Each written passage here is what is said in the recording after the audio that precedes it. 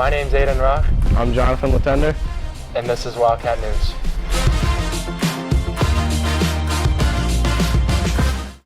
After 18 months, students and staff are finally back to their normal education lifestyle. Here's Taylor with more. As we come back into the school year in person, we look back on the school environment and the way we learned during the coronavirus pandemic. Returning to normality in school, even when there are still changes going on around us, students and staff members express their views to a remote, hybrid, and in-person learning. It's harder to stay engaged fully remote or even hybrid.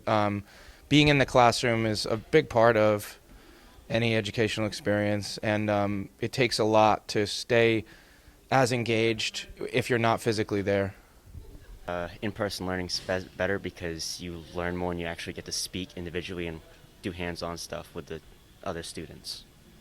There's just nothing like having kids in the building and kids in front of you. It makes it really hard in front of the computer screen to do anything, to build relationships. It's possible, but it's just way harder. Remote learning was harder because we were online. We couldn't communicate to the teachers as well as being in person, and we were also learning through the meets and everything, and it wasn't as easy as being in person for school. Looking back on remote and hybrid learning, difficulties and challenges were brought forward for staff and students. Remote learning kind of took things that were difficult already and amped them up, right? Everything had to be, you had to be very particular, had to make sure everything was ready to go, as opposed to kind of when you're in person, there's a more natural flow of things. I think we didn't learn as much as we could have remote than if we were in person. Because I think some people enjoyed learning remote, so they had a better time and an easier time learning while they were home, while others not so much. I had kids in front of me, and then I had kids on the computer, and it was just really difficult to balance the two without getting distracted, or if I stepped away from the computer, I felt like I was ignoring the kids on the computer. So it was just really, really difficult. I didn't know which one to focus on. Since all students have different learning techniques than others already, adding on the extra challenge of select students having access to in-person teaching while others were still at home may have prompted different learning levels between students. I think that some students probably found it easier maybe because they're, especially the shy students, because they don't really talk that much and they just kind of do their work. So students like that might have found it easier. But students that need that communication, I don't think got that education that they needed last year. I think there's a possibility of that. I think we're going to see, I'm sure there'll be some studies out eventually over this, of how learning went over these last 2 years. And it'll be interesting to see what the results are of that. Delays in the full operation of the school have been expected. One of them has been a very hot topic around the school. When will the gym be available for students? As we come into the new school this year, there has been a very noticeable part of the school that hasn't been finished yet. The gym affects many things, and many people and students have been wondering why it's taking so long and when it's going to be finished. It's still a work in progress. It is getting there. We're getting closer. The high school side is almost done with the exception of moving a couple of the backboards on the side courts, the practice courts. But you can see the paint is now done on the high school side. The delay is actually on the middle school side now. We had to find out a few things that were wrong with it. We're shifting the court over towards the bleachers on the middle school side and away from the curtain. It really wasn't centered, so it wasn't going to be good for our teams that were going to have limited access on one side. So we're just shifting everything over. That's why there was a little bit of delay. The backboards will move as well, and then they can finally start to paint on the middle school side. I'm hoping it'll be a few weeks, or maybe a couple weeks. Would be nice, but we don't really know yet. But that's the delay, but we're getting there and kind of can't wait to open it. Having the gym being closed has made it very limited to what athletic teachers can do for gym and has added on difficulties.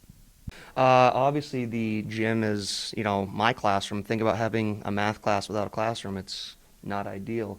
It has been difficult. Even our health room isn't completely set up. We have no athletic fields.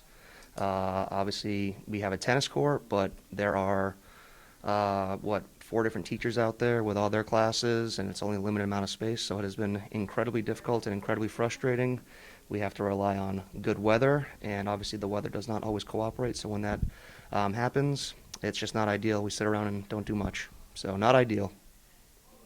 Along with it being difficult for athletic teachers, there also begins problems for students who participate and enforces them to find different ways to stay active. So in gym, we really just been walking around the tennis courts, like all class, and like you can just kick a soccer ball around or throw a frisbee. When the weather isn't very nice, we just stay inside and do health. Among the unfinished projects at the school are the gym and the sports field, forcing student athletes to have to go back to the old school to practice and play in games. We practice and play our home games at the old high school. How does that feel? It's kind of a force because we have to wait and take a bus with like the soccer and field hockey teams, so it's kind of annoying. The unfinished fields are forcing athletes to go back to the old school fields. This forces underclassmen to take a shuttle to the fields. I think it's ridiculous. As much as I wanted to be in this school this year, I don't think they were ready for us. And it definitely does suck, like, having this new, like, pretty new school and then, like, going back to the old gym.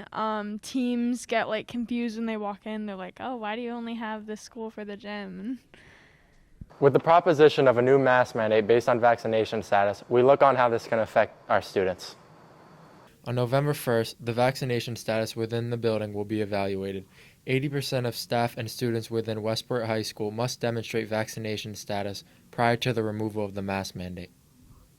I definitely think it's going to be uncomfortable for them. I know that I believe it's students and staff that are unvaccinated will have to wear a mask. So I think it's going to be uncomfortable for anybody who is unvaccinated because it's going to start to draw dividing lines, even more dividing lines than there already are between vaccinated and unvaccinated.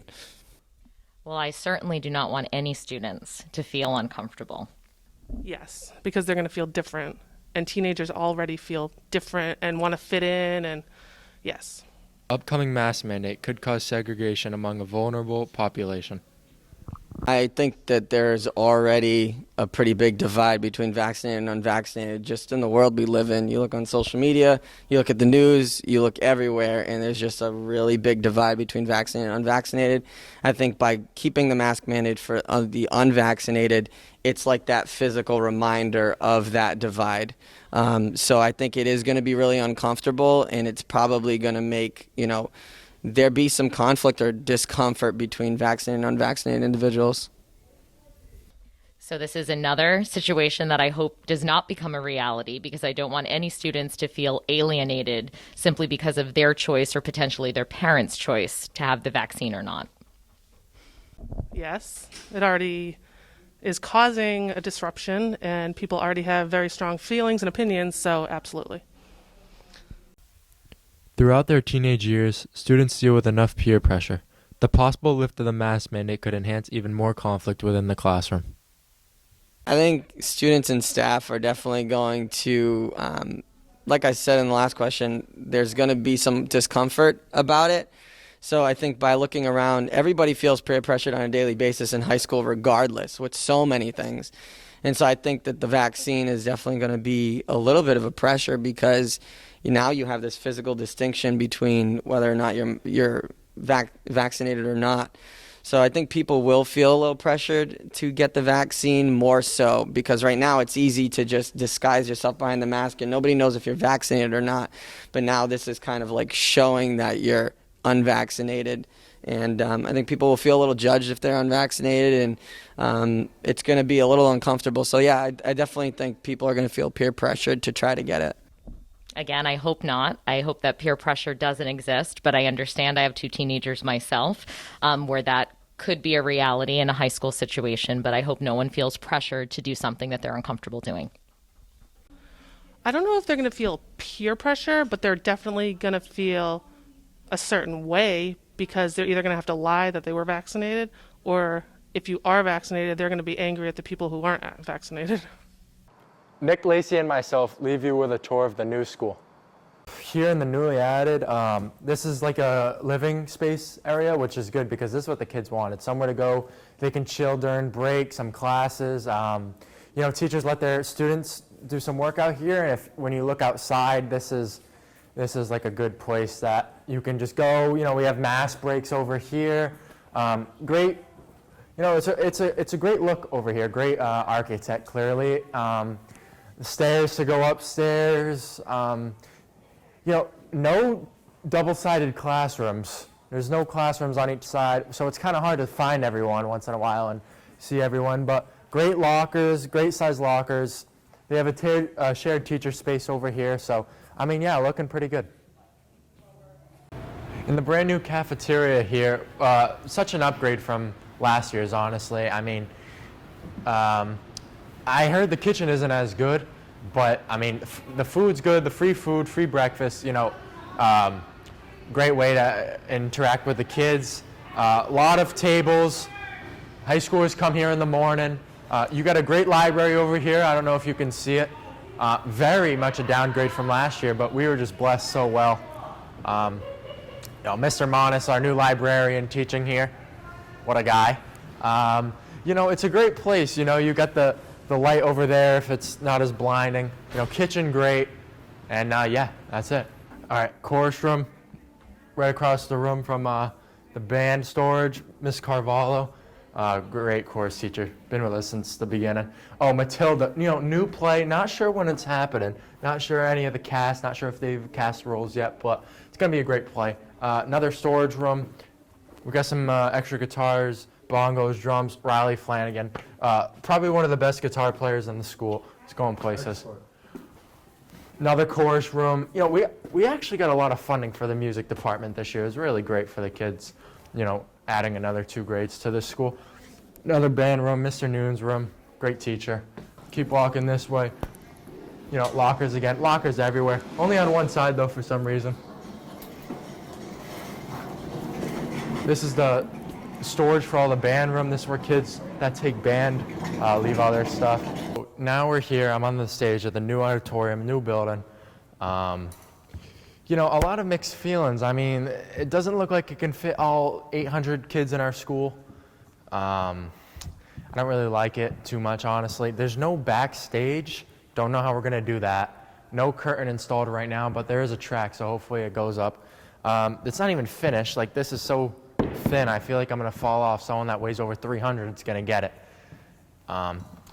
And I also don't like how there's no TV studio in the back. Mr. Nudes, Mr. Rosenis would go back there and, cue the lights. So I don't know where that's going to be this year. All they have is that little thing over there. Got a projector. We've been in here once or twice already. Didn't go too well. Very loud. Not enough seats. So we'll see how it goes. So this is the upstairs, cafeteria where we just were before. It's a good view from up here. Right now. Nick Davis, my boy. Got the outside, like I said before, the mass break, kids on the mass break. This is actually the English department, so we're going to go down there right now. Pretty nice hallway, if you ask me. All right. Shared teacher, Miss Dias's room. One of our great English teachers.